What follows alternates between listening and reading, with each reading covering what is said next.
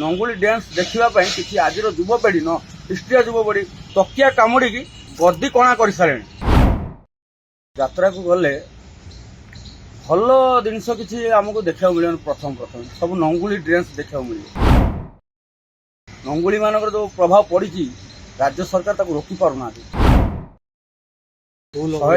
100ଟା ଠେଙ୍ଗା ସେମାନଙ୍କ ପାଇଁ କମ୍ ପଡୁଛି।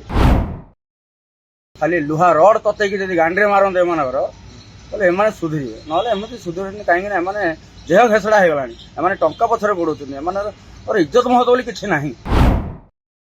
କାହିଁ ଗଞ୍ଜାମରେ ଯାଇ ଡେଉଁନାହାନ୍ତି।